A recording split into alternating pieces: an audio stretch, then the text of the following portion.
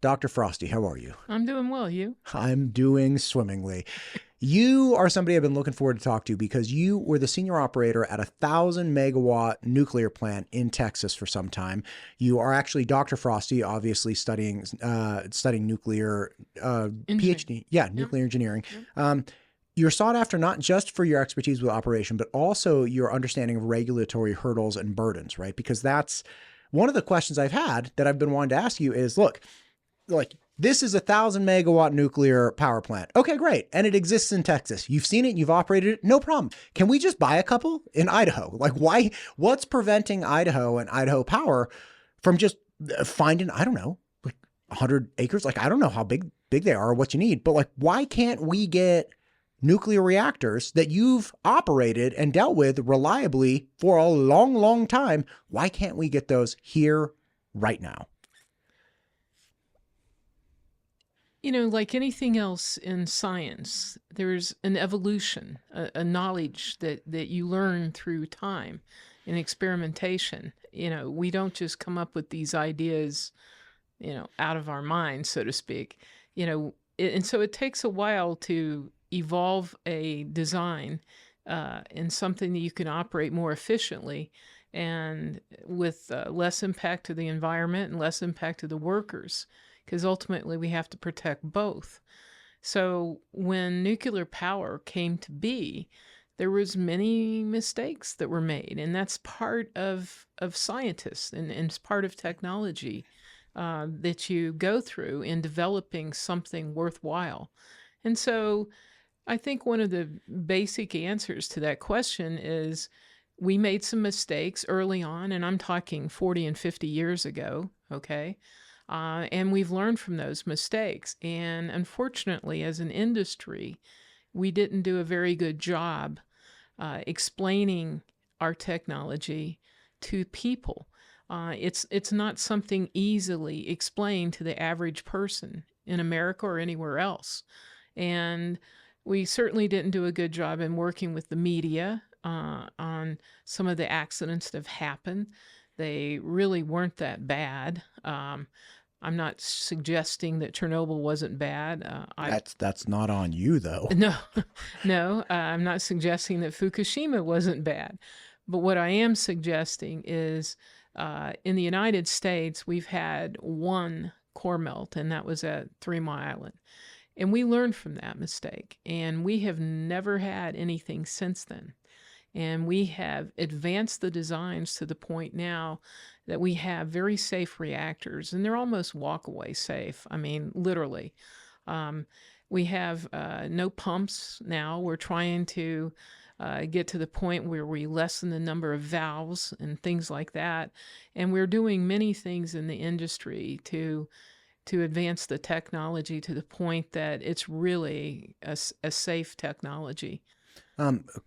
Small question. When you say walk away safe, an example of that might be the molten salt reactor, right? That essentially has a failsafe, as I understand it, so please correct me, but has a failsafe so that if the core heats up to the point where you're like, oh, this is going to be really bad, there's a plug essentially at the bottom that at a certain temperature opens up, and then all of the molten salt that is part of the fuel goes down in there into non-critical states and then just solidifies again, roughly, correct? Somewhat. Okay. Yeah, it's a little bit different than that, but I was imagining like a big wax cork or something that just kind of melts away and then everything falls down. But that's kind of the nature of it, right? Which is, look, once you get to a certain temperature, if you're getting to a dangerous or out of control point of criticality, then it just falls away, right? it's a little more difficult to explain than that. But Look at this shot. Come on now.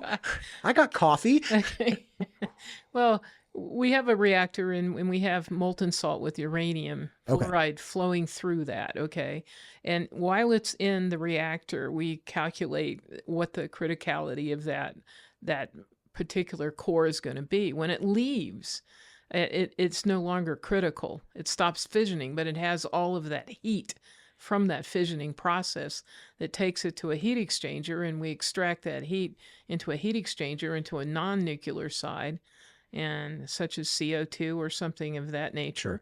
Sure. And so you don't really, it doesn't really reach a point where you're going to go beyond the normal operating temperature because our control drums will come into play and bring that back down. What's a control drum? It's basically like in the light water reactors, there are control blades or rods that go in and stop the fission process. In our case, we have like a control drum that just sort of swings around and stops that fission process and absorbs the neutrons. Okay, hang on. So it's a different form of control, basically. Gotcha. So it's just a mechanism. So within the fission process, right, you have the molten salt infused with uranium fluoride. Yeah. Okay. And you have it in an arrangement that produces a critical reaction, right? Correct. Which means you have neutrons getting fired off by the uranium, and like one neutron will go over and in just the right way hit another uranium, which will kick off heat and additional neutrons. So then you get this cascading event where it's like, okay, more and more and more neutrons are getting kicked off with heat. And that, like, if this is corn, it's all happening here. Once it leaves that area, it's no longer in that critical formation, because just like charcoal briquettes, you have to arrange them just right so that they actually heat each other up. So it goes into this non-reactive state, but it contains that heat, right? Because it's, molten salt, very, very hot. Goes around and then it heats up a heat exchange. You exchange the heat somehow with whatever, but it comes back around here. So you're saying when you're in here, when you're in the reactive state, if it gets to a point where you're like, hey man, too many neutrons, too much heat, too much fission, let's turn the drums around and grab some of those neutrons. And we absorb them out. And that basically... And that prevents the heat and the creation of additional neutrons. It just absorbs enough neutrons that it slows that fission process down. And so you don't have that heat generation. So it's essentially like the gas pedal in a car. It's like, give it a little bit more, take off, and you go just right. So you have a very, very clear control mechanism. Oh, yeah, definitely. And in the advanced reactors, whether you're light water or molten salt, we have ways of basically putting the gas on or taking the gas off. It's an easy way to control it. We can even load follow now. So if the transmission lines say, hey, we need more power, like at night when everybody's home at their house, you can turn that drum on a molten salt and produce more power. Right. And the other options for that, like you can't do that with solar, right? Because the sun's out or it's not. You can't do that with wind. You can do it with hydro if you have a reservoir, right? If it's run of river, which means you're just getting whatever power is coming down the river, you can't do that. But if you have a reservoir system, you're like, dude, just turn up the tap. Like just you're letting more water out. Obviously, you have to worry about your water supplies and things like that, but you have the capacity to do that. Taking this into account. Okay, now look, when you're talking about issues from the 50s, I was not around when the Pinto blew up, but I'm pretty sure that was like in the 70 time frame, right? We had a lot of junky car designs in the 70s. 60s were awesome, 70s stunk. You average them out, everything was fine. But the point is, you're in the 70s, you have technology that across the world in Russia's implemented. And you know what's interesting? Somebody brought up Chernobyl today on one of the social media posts. They're like, think about Chernobyl. And I almost never get into arguments with people on social media because it's, you just lost like 10 minutes of your life. But I wanted to say, there were 10 other reactors exactly like the Chernobyl reactor. They just didn't go beneath 30% generation as was stated in the owner's manual. Don't go below 30% and they're totally fine. Like there was no problem at all. Anyway, but again, you had a variety of technologies that were centered around one particular science, which is creating heat through a fission process with, let's say, uranium. 3 Mile Island happens, core meltdown, no loss of life, right? Correct. So you don't even have the big scary in that situation. And again, this was technology from like the 50s, 60s, and 70s. So right now, though, what are the is it really just that there's public sentiment that's not for building? Like if I wanted to build a nuclear reactor in Idaho, is it really just public sentiment? They're like, remember 3 Mile Island? Well, you got to understand, most people believe nuclear is a bomb. That's what they think nuclear is all about, making a bomb and blowing something up. And when you have the media, let's take Fukushima, that just happened a few years ago, okay? If you recall, most of these media consultants were out there explaining, we just had a nuclear explosion. No, you didn't have a nuclear explosion. You had a hydrogen explosion. Big difference. So that's when Unit 4 blew up? Yeah, first blew up, yeah, and then they went down from there. Because of the collection of hydrogen, because they didn't install the vent to vent the hydrogen on top of it. Well, they didn't listen to anybody that told them what to do either. Okay, That was a big that's problem. on them. Okay. Yeah. So the bottom line is like there was no, like, you have heat, yes. You have uranium in there, yes. You have fission going on, yes. You don't have a nuclear explosion. The whole thing goes haywire. It's all bad. No nuclear explosion. Yeah, we don't have enough enrichment in light water reactors to have a nuclear explosion. Okay. General light water reactors are enriched to 20%? No. Or is it has to stay less than 5. Okay. By regulation. Okay. Less than 5%. Yeah. Now, there's been some recent changes with the Nuclear Regulatory Commission that we're talking about allowing us to possibly go up to 8%. So they're taking a look at that. And that's based on the fact that there's a large contingency of designs out there for small modular reactors, where the reactors are smaller than what we call our source term, or the ability to produce fissionable products is lower. So they're considering allowing up to 8%. It hasn't been inducted yet. So currently, right now, you can't have more than 5% enrichment. Gotcha. And a higher enrichment rate would allow for a smaller quantity or smaller reactive core. Or am I misunderstanding that? Yes and no. It's yes and it's no. A little bit different than that, but there's a lot of chemistry that goes along with like a molten salt reactor versus a light water reactor. Okay. And the designs are so vastly different. So that plays into it as well. Gotcha. Okay, so coming back to it, the regulatory body at this point is not, even though the technology has advanced from like the Pinto to Tesla, analogous, right? Yeah. Even though the technology is advanced, there's still enough regulation involved that it doesn't pencil out for like private companies to engage in this? Yeah, what's happened is the current regulations that we use in the industry, in the nuclear power industry, okay, they haven't evolved in 50-something years. We've gone up there and said, okay, we have to do what we call a core melt, okay, and release a substantial quantity of the core. Okay, well, with the changes in designs that we've made over the last, say, 25, 30 years, the probability of having that core melt is up in the 10 to the minus 8 and 9 probability of happening.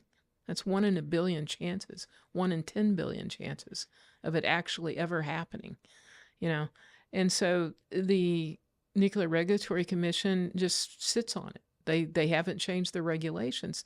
And so we have to maneuver around very old regulations at a very high price, I might add, per hour. They charge $3.17 per hour currently for any changes in any applications you make through the commission to get a license for your design.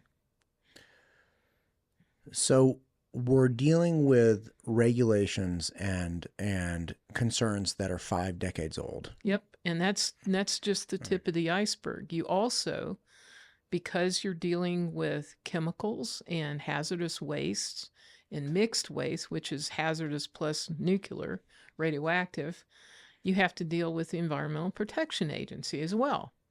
And there you have a clan of people that are basically anti-nuke, and their regulations are even more restrictive than Nuclear Regulatory Commission regulations.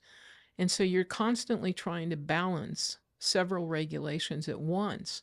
And while you can say succeed in getting something approved through the Nuclear Regulatory Commission, you may not get it approved through the EPA. And this is where cost gets very out of hand. I've had the opportunity in my career to be involved with design, construction, operations, and decommissioning. I've seen all aspects. So that brings a unique perspective to any kind of design, because when you're in operations and you have to deal with going out and doing inspections and in-service testing and surveillances and things like that, you don't want to go out and get a high dose. So as a designer, you think about those things. As an operator, well, I don't want to go out there and get high doses all the time because I'm going to expend my workers. You have a certain amount regulatory wise that you can get dosed out per year. And so you take a different perspective. And then if you follow that up with decommissioning, and we have to by regulation, we have to put away a certain amount of decommissioning costs per year while we're operating a facility.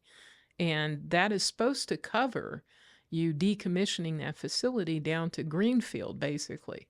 Well, what you find is you've got EPA regulations you're trying to decommission to, as well as NRC regulations, and the two don't mix. And you run out of funding very quickly, and you find yourself going back to ratepayers and saying, hey, I'm done with NRC, but I'm still working with EPA over here, because in some cases their regulations are 32 times more restrictive. So you're essentially saying that you have to save up for your own funeral. Yes. And then it just turns out that you don't have to just deal with a morgue. You got to deal with like the city planner, and he's like, hey, you're putting dead bodies in the ground. I have something to say about that. Right. And it's sort of silly because the whole idea of having different agencies involved was to try to maintain some level of agreement in how I'll give you a prime example. Decommissioning at one site I was in, I was dealing with both the regional EPA group, the state EPA group, and then an NRC at the same time. And yet the state and the EPA would not accept the NRC's testing that we did. And it's like, but it's the same test.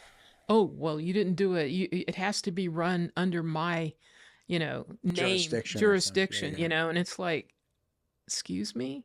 It's the same test, So this is lack of coordination between government agencies, and they're not very bending. They're not very flexible at all. They just, it's my way or the highway, and it drives these costs up. And so, you're trying to get something approved, and yet, and then there's the regulatory authority. Well, the NRC has the regulatory authority in the boundary of a nuclear power plant. That's their authority, federal authority at that level. But once it leaves, for example, at light water reactors, because there is effluent that goes out from time to time, once it leaves, it becomes EPA's ball game. When you say effluent, what does that mean? Well, you have circ water that you use on the secondary side to remove the heat. Sure. So you can get your feed water cooler and roll it back into the plant, to the reactor. And, you have to discharge that. And, that's EPA's ball game at that point. Once it leaves the boundary of your property, it becomes EPA. So you're dealing with several different factions at once, plus you're also dealing with the state Environmental Protection Agency, because each state has one as well. So talking about this, just outlining this small thing of like, hey, just think about this one function, very regular, normal function of a commercial nuclear plant. What I remember during the legislative session, the Idaho government started setting up something called the Speed Council, and I did several interviews on it. And look, I don't come from the energy sector or mineral sector, or like I don't know how this. Like I'm an idiot, and I'm just lucky to be talking to you. So, but when you're articulating these things, their stated goal was like, listen, we got a lot of duplicate stuff. We have redundancies. We have one hand not talking to the other hand. Is this kind of what is geared towards, like, if you wanted to streamline something, still make sure everything's taken care of? For instance, you have a test that's required by the NRC and the EPA. It's like, hey, let's just put both your names on this test and not run it twice. Exactly. And that way you'll save time and you'll save money. And again, not skimping on the test, exact same test, right? That you both want the pen pad test. Okay, great. Right. We're going to do the pen pad test. We're just going to put both your names on it so that we can move past this step without burdening extra cost and making sure we check all the boxes. Right. I mean, I don't know of any utility in this country anymore that has, and I don't think they ever existed, that had any idea about I'm just going to pollute or whatever. That was never the case. But you have too many differences between one regulatory body and another that you have to deal with. And it becomes a nightmare cost-wise and juggling the balls because like I remember when I wrote my dissertation in 2005, at that time, just the few years before that, we had the EPA and the NRC. They literally were at odds at each other about radiation. I mean, literally fighting back and forth. There was like public letters going back and forth from the NRC commissioner, the chair, back to the EPA saying, you guys don't know what you're talking about. We don't agree with you, blah, blah, blah. And, and we're all caught in the middle. We being the utilities are caught in the middle of this. And so it's, you got two regulatory bodies that can't even agree on anything. I got to tour a portion of Idaho Power this morning, which I was telling you very briefly about before we got going, and it was awesome. And again, like I've never seen the inside of a service operation area or anything like that. It was totally like out of the movies, by the way, like huge screens, like all these schematics, you have people with these giant banks of monitors and everybody's talking very quietly and it's dark in the room. I'm like, this is wild. Yeah. And luckily it was early in the morning and it was a cool day and, they had plenty of electricity. So nobody was freaking out and they were, explaining to me what everything was.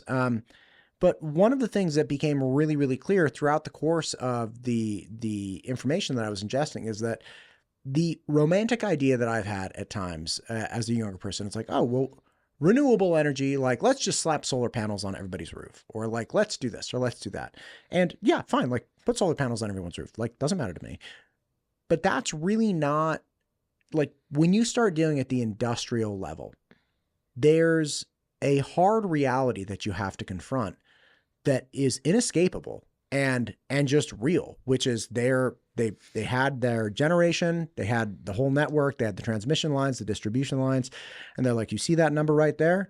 That number's got to stay at 60 hertz. That's our whole goal. That's all we want. And I was like, why? Like, well, if you're drawing too much or you're drawing too little, all these, and it was like, if you get too far out of whack, too high up, too far down, all of a sudden you start having real problems like blackouts, losing power, all these different things. And they're like, we don't like, that's the number one goal. Now we can do that. Secondary goal is keep that at 60, but also stay solvent. It's like, okay, great. So they're like reliability. I got to have the 60. And then don't go out of business and go bankrupt because that's bad for us and it's bad for the customer because then obviously you go bankrupt, somebody's going to come in, they're going to be lost the whole bit, right? It's going to get way more expensive. But you come down to it and I got to see their portfolio of like, this is energy from here, this is energy from here, and we have some batteries here and, all the graphs and everything, which I'm sure you've seen ad nauseum. Right. But you really have to confront the reality, which is, look, man, they don't care about anything except making sure that when that light switch pops, the lights go on. Right. And we can have principled ideas about how we should engage with that. But the question comes down to how much do we want to pay and how much do we depend on reliability? Because if we don't care about reliability, oh, sure, man, we'll go solar. You just won't have power a portion of the day. No problem. Well, right? You also have to consider efficiency. Right. Because, it's called mass energy generation. Okay. We're taking uranium in the case of nuclear power and we're turning it into heat, basically. You're rolling water through a gate and moving a turbine at a hydro plant, right. And you have to look at efficiency. The problem with solar and wind is they're not efficient. You can't depend on them. And I think we saw that happen in Texas a couple of years ago when they froze out and they had nothing going there. That was a rough time. Yeah. I mean, you don't want that going on. And, you have to always look at the second law of thermodynamics. You have to think about the efficiency of transferring one energy form to another. And, a lot of people think, I'm not suggesting that we should do away with solar or wind because sure. I can name several places I've lived in off and on that I would put wind farms all over the place in Amarillo, Texas, for example. That's the windiest place I've ever been in my life. I mean, it was blowing literally. I mean, those propellers can move out there. But you also have to consider how long does that equipment last? Most solar panels don't last more than about 10 years. Most wind turbines don't last more than about 8 to 10 years. Now, they may be doing better on designing those, but from what I've seen, no. And efficiency, well, if it's not windy that day, guess what? Those turbines just sit there, those wind propellers just stand there like pretzels, and don't move. Right. Those solar panels, if it's a cloudy day, if you're in wintertime, they're not working as efficiently. And then more importantly, if you're depending on your battery, okay, batteries do not do well in cold weather, period. And if you look at all these folks buying electric cars, especially up in the colder regions of the United States, those things are very, very inefficient during winter when it's cold, because those batteries do not take a charge as well as they do in the heat. On top of all of that, should we design an electric generation system that's dependent on something that only two things need to happen to kill all the power? You got a cloud and you don't have any wind. Like, we've all been around in the days when it's like, it's not a very windy day. Today's not a very windy day. Beautiful. It's beautiful outside. And we've, like, 2 days ago, it's kind of cloudy, right? These are not, uncommon events for nature, right? To have cloud cover, and especially in the Treasure Valley in Idaho, you get inversions and it's like dark and gloomy and you just want to go take a nap or something. But like, these are things that are very, very common happenings throughout this region. And the more we rely, the more an electrical system or energy generation system relies on those two things. It's like, I want a system where it's like, listen, man, a lot of bad things have to happen for this thing to go down. And even if they happen, like, we have backups that we can where if it's literally like, okay, at the best of times, we can generate enough electricity through solar to last, 6 hours. Right? Or we can charge our batteries when people aren't using it, and those batteries last 4 hours, which is, I think, roughly what the industrial battery life is through full charge. So it's like, okay, but they brought up an example in, I think, just 2 years ago or 3 years ago at Idaho Power, where there was a cloud cover day. There was like a cold front that came in, no wind, cloud cover, and then one of the natural gas generators went down. And all of a sudden, they were showing me across a 2-day cycle of the cost of energy in the Northwest region, and it skyrocketed. They're like, look, we normally pay around $50 a megawatt hour. People were peaking up at like $1,000 a megawatt hour because nobody could get power. And ultimately, Southern California and like New Mexico area, I think, had a bunch of solar that they had a glut of that is just sitting around, and they pumped it up. So it helped in the pinch. But the whole reason they were in the problem is because our solar went out in the first place, right? The solar and wind. So it's like, yeah, it helped bridge that gap briefly, but it's nothing like being able to just turn on more gas or let more water through a turbine or get more out of a nuclear plant. Right. It's really all about capacity factor. And obviously I'm pro-nuclear. I've been in this business for 46 years, but capacity factor wise, nuclear has always been at the top. We're always around 93 to around 98% capacity factor. We are available that much of the time. And we choose wisely when we go into outages to refuel and things like that. And we do that during the spring or fall when fuel consumption is less, and electricity is consumption is less during those time frames. Fall time frame, don't need those air conditioners running at full blast and things like that. So, that is something that people don't understand, don't think about, but it's a huge issue with the industry in general in terms of electricity demands. Because if you don't have the capacity to fulfill those lulls or highs that happen on demand and everything, then you have nothing to depend on. Who's gonna be able to charge their electric car if you're depending on solar? One other thing, as you're saying, 93 to 98% reliable, right? That you're on. You also have a nameplate issue, right? It's my understanding, which is, look, say I put up a 10 kilowatt system on my house. I'm like, I can generate 10 kilowatts. Hell yeah, man. Look at that. It's a thing of beauty. Yeah, maybe, right? Because reliably, can you get the 10 kilowatts? Or is that I have a max capacity under the most optimal, best situation to generate 10 kilowatts hour of electricity?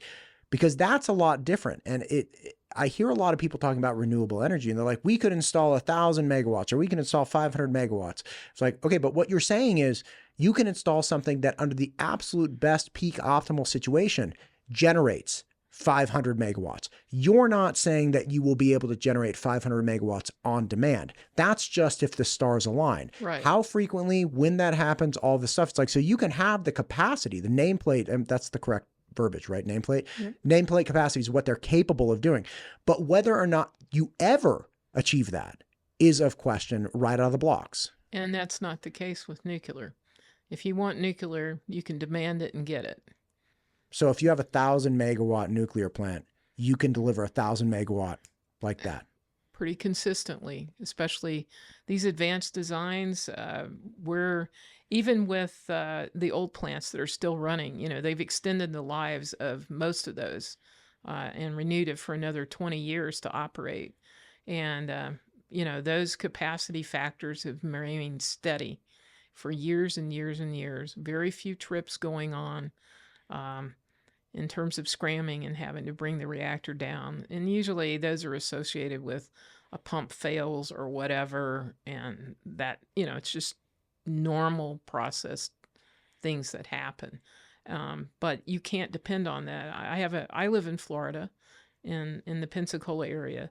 And of course I have plenty of sun. We have these nasty little things called hurricanes and tropical storms that come from time to time. And we had one hit in 2019. My next door neighbor has both a gas-powered diesel and has solar panels on top of their home. And what was interesting about when Hurricane Sally hit is his solar panels weren't working very well, and he still had to have the Generac diesel running. Right. So it's like, yeah, you paid all that money putting those solar panels on your home at probably $30,000 to $40,000 that have to be serviced a lot, and yet you still had to run your Generac diesel. Right. And again, the point that I think needs to be stated explicitly is Idaho Power has no problem with its solar production. Like, it's like, yeah, look, I love having solar. Like, it's, hey, wind. Love wind, right? Love hydro. No problem.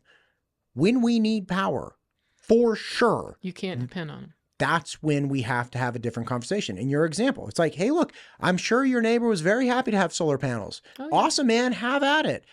But when you really, really, like, is a hospital going to depend on solar? No, man. No. Like, they're not messing around. When they need power, they're like, no, get the diesel generators have their diesels going. Right. Yeah, right. Exactly. So that's kind of the reality of, look, when you're talking on the industrial level, there is no way to get around the fact that when that light switch pops up, you absolutely need to know that the power company is going to be supplying power sufficient to turn the light bulbs on. I can give you a great example just for that I've discussed in many. I do things like at Rotary clubs and things like that. If you wanted to power New York City with solar panels, you would have to tell everybody in the states of Texas, Oklahoma, and Arkansas to move out and just put in solar panels to cover those 3 states. Is that true? The whole state of Texas and Oklahoma and what was it, Arkansas? Yes. You'd need that much land mass. And let me just tell you, in the Northeast, for example, you know, they've done away with most nuclear up there. Guess where they get most of their power from? Where? Across the border in Canada, from the CANDU reactors up in Canada. So Canada's running nuclear. Yeah. Okay. This is a problem that I'm very lucky. I have somebody from Perpetua coming on. It's a mining mineral company coming on, and it just she wanted to call me to make sure I wasn't like an axe murderer. By the way, I showed my sons there's a drawn out rendition of the first nuclear reactor going on. There's a scram guy with the axe, and I was explaining who the axe guy is, and it's kind of like a myth. And every time I have a nuclear conversation, my 11-year-old's like, "Are you going to talk about the tiny axe guy?" I'm like, "Yes." So today we talked about him. God bless it. But again, there's a problem with the way the United States is operating in an industrial manner. Lots of problems, but one in particular is that we we attempt to hold this moral superiority, right? We do not accept environmental turmoil, right? It's like, I don't want to see a coal plant, or I don't want to see, like, we're not going to mine and dig. And or like we don't allow child labor. We don't allow these terrible things or bad practices. But then we go ahead and patronize industrial enterprises in other countries that are doing exactly what we're saying we don't want to do. And there's this huge conflict with, like, look, if we're purchasing from this person and they're using child labor, don't we just say we're using child labor? Like, just because it has a different corporate name on the invoice doesn't mean that we're any better or worse, right? Right. And your example of, like, hey man, New York or, the Northeast shuts down their reactors, and then they just buy from Canada's reactor, and then they pat themselves on the back for not using reactors. Well, I got a better one for you. So you probably know that the Long Island coast out there has a lot of very wealthy people, and there are mansions out there. During the summer, you could see, I worked up in the Northeast for about 8 years off and on at various nuclear plants up there, and as a consultant. And in the summertime, because they would have brownouts and blackouts, because New York, the two nuclear units in New York were providing all of their power to New York City, literally. The lines went straight to New York City, and that's it. That's what they were powering New York City, okay? Well, they've now shut those down. But in the summertime, you could actually see all of these mansions on Long Island Sound fire up their diesels, and you could see the brown smog just forming over Long Island. And here's all these big environmentalists, oh, let's shut down nuclear, let's shut it down, and really? Oh, so you don't mind polluting the air with diesel? God bless it. I mean, this is the hypocrisy that exists in this country with people that are anti-nukes and this and that. And like I said, I am not suggesting to do away with solar. I'm not. Yes, you are. I'm not. You're doing it. You told me. I'm not suggesting to do away with propellers, either. No, I'm not. But what I am suggesting is we need to get smart about what we're doing. Yes, there is a certain factor of concern about radioactive waste, and what do you do with it, and those kind of things. But that exists in every technology. I mean, when I was growing up and going through college, I have a bachelor's in chemical engineering, and I worked at Stauffer Chemical, and I made chlorine gas. And you want to talk about something that's can take you out in nanoseconds? Breathe in some pure chlorine gas, you're dead. You had to know where to be upwind. So there's always danger involved with any technology, but yet we as American citizens, we love our products, don't we? We love our shampoos. We love our Clorox to clean our counters with. Guess what? You have to make chlorine to produce those products. So anything we have in our society has some hazardous danger to it. You just have to be smart about how you deal with it. And like I said, as technology evolves, you learn from your mistakes. And we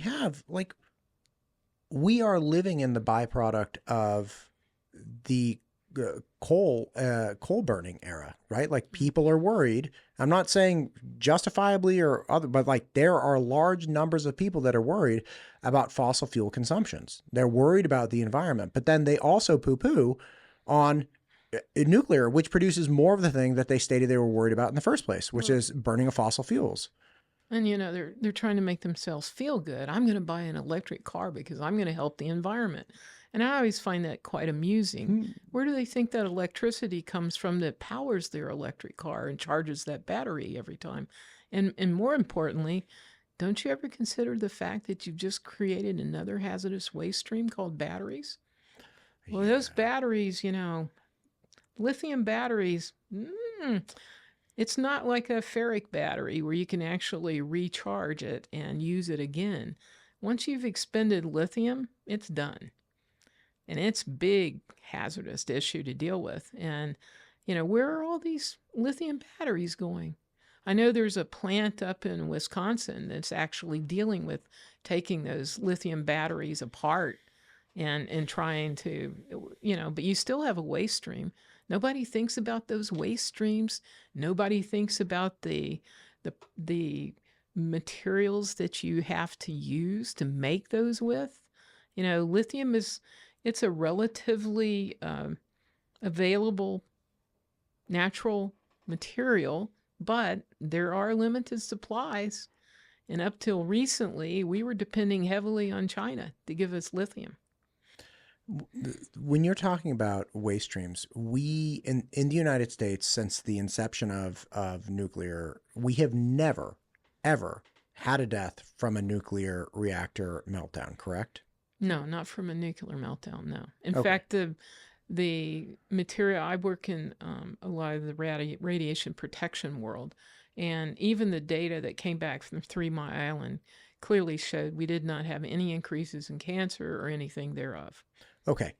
Now juxtapose that to the classic image of a coal plant or a coal mine, where it's like, how many days since our last accident with like the Teamsters and whatnot. It's like Right. there are, I can clearly remember many news stories about, coal mines, collapsing or people getting rescued. And it's a horrible thing. I mean, this is a terrible example, but did you ever see that movie Zoolander with Ben Stiller? I think so, yeah. Yeah, and his dad works in like some coal mine, and he goes down to the coal mine. And he's like, 10,000, cotton balls to wipe his. Yeah, and he's like, I got the black lung pop, and he's like, tried for 30 years, and you have this very real human cost to engaging in that. It's like, okay, show me the analogous cost in the United States since the inception of nuclear that goes along with like people having the black lung. That's a very real thing. It was made a comical thing in that movie, but like you have really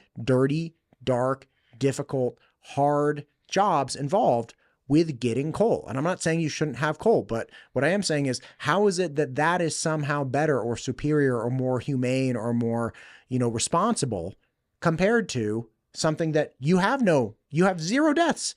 How many days since the last, death from a nuclear power plant? I don't know. Since we started, right? Like, yeah, we've never had one. Right. Now, we've had, during construction, we've had people that have made mistakes, okay, and gotten killed. Sure, but that's like you could build an apartment building and make a mistake. Yeah, I mean, fall off the roof or whatever. Yeah, I mean, that's happened. I don't think people are objecting for construction. Yeah, I mean, we've never killed anybody at a nuclear power plant. No. Listen, I know you're on a trip here and you got a lot of things to get done, so I don't want to take too much of your time. But if I'm a private random citizen, I'm not involved in energy, like I barely understand the things you're saying, thank God. What is it that needs to happen in Idaho that will allow Idaho to start engaging in reasonable, substantial, supportive quantities of nuclear power? It needs to start really at the legislative levels and let the utilities, the utilities do learn. They learn from their mistakes and they learn from time what's the best approach. And working with the federal and state level is really what needs to happen and turn these regulatory bodies around. It is a process that is so cumbersome and so costly. And it's really just out of control and it's too slow. We get into a lot of these regulatory bodies, they make their money by, I wouldn't say slowballing it, but it turns out that way. And these processes can be refined and changed, but we need these regulatory bodies to change. The way we've done business before is not going to be efficient. It's not going to be anything that we can get anything done fast anymore. We have got to change our ways, and it requires your state and local as well as your federal legislators to become more engaged and to demand that these regulatory bodies change, because otherwise, a lot of times, many of these Congress people, oh, well, we want you to do this or that, Well, then they never turn around and go see, well, did they really do what we told them to do? And many times the regulatory bodies, they hide behind what they do because you're having technical people talk to Congress people that are politicians. Do they really know what they're hearing? Usually not. Yeah. So that's a problem. They never follow up. They never know if what they directed is getting done. They never truly understand how the cost is coming into play and how inefficient it's all run. And that's the things that need to change. And Gotcha. for us to be efficient as a country and move forward, we have got to change the way we do business. And It's not that vendors or utilities are trying to pull the wool over anyone's eyes. I think those days from the 80s, when the 90s, when things were happening, maybe the 70s as well, I think those days are gone. I don't think anybody wants anybody to get hurt. I don't think anybody wants bad water, air, or anything thereof. I've been in this business a long time. I'm about to retire. I want my air clean. I love being out on the water. I'm a water nut. I sail, I scuba dive, I do all this stuff. I love being on the water. I want my water to be clean, I want my air to be clean while I'm out there. Everybody wants that. It's not people thinking about, oh, I'm going to get out and maneuver around this regulation somehow. That's not what's going on anymore. People now just want to be able to get through the process and it not cost them an arm and a leg. I mean, it's so inefficient and so run so poorly that it's really just out of control. One last thing that I've been thinking about a lot, when you have things like data centers, right? And we can all poo-poo on like Meta or whoever needs to make data centers. But at the core of it, if you take a step back, that's so much of what's leading American innovation, right? Like technology is it, right? And yeah, material sciences and other things are going to be hugely important, still are, absolutely are. But the AI frontier that we're all kind of coming up to, that's going to be a gigantic thing and, world changing, presumably. Right. What better way to stop the United States from leading the way in AI than to cripple their electrical capacity, because that will tether in and bridle their capacity to create more tech centers. Like that's it. Like if you can choke off that power supply, then you can essentially choke off further innovation or innovation at the speed that we could go. If we had infinite power, right? Data centers everywhere. Data and like explosion of innovation, even beyond faster than what we have now. The more I think about like the global initiative to stop America from having cheaper, reliable power, the more it just, and again, I don't know anything about foreign relations. I've never been in the military, but it's like, damn, man, that makes a whole lot of sense. Like, of course, if we have adversaries, if we just start with the premise that not everybody wants the absolute best for the United States. And if you look at the innovation that's come out of the United States in the last 20 years, they're like, wow, this is the new frontier. The U.S. has got Apple. They've got Facebook. They've got all of these things. Man, how do we stop that? You can't stop it, but we can turn the lights off. Exactly. I mean, we were just over in Hawaii last year talking to their legislator about potentially using our molten salt battery. And, it's sad because we were rolling along and I saw a whole bunch of solar panels up on the beauty of the islands, and propellers running, and I'm like, why would you want that and mess up the beauty of Hawaii, when we could put in a nuclear plant and run everything underground so you don't see that? Why would you want to do that when you have that technology? Oh, this is environmentally sound. Really? Is it? Is it environmentally sound? Like, for example, they put in wind farms off the island of Nantucket. You know what happened? They killed about 12 whales last year. From what? Well, the wind propellers in the water. I didn't know this, but this is how it, so a whale works off of sonar type sounding. Yeah. Okay. Well, this propeller, because it's stuck in the water, in the ocean, apparently puts off a frequency that messes up the sonar on the whale, and the whales ended up dying. It was sad. It was the saddest thing I'd ever seen. But they lost about 10 to 12 whales because of this. People aren't thinking, is it really so important to put a wind farm in? You're going to start killing marine life? And how about all the birds that die? And if you go to any of these wind farms, you'll find at the bottom base of where the propeller sticks up from the ground, you'll see oils and stuff that are seeped into the ground because of for something to move it has to be lubricated. And those oils are dripping down, and they're causing a mess. Bird kills all over the place, because they create a frequency sound. If you listen to them, you can hear the noise, and that messes up birds in the area. So, is our desire to have energy, is it overrun us so much that we don't think about the impacts that we're making to our own environment, creating different waste streams, using up natural resources that aren't necessarily abundant? Are we so engrossed in our urge to protect the climate when we're not really protecting the climate? We're actually harming it. Yeah, but solar panels make me feel better about myself. Dr. Frostie, thank you for coming in today. I really appreciate this. Again, I'm just somebody who's learning this stuff for the first time. So having you walk me through this, I just really appreciate it. So thank you for your time. Hopefully we can do it again when you come back. I enjoyed it. Thank you very much.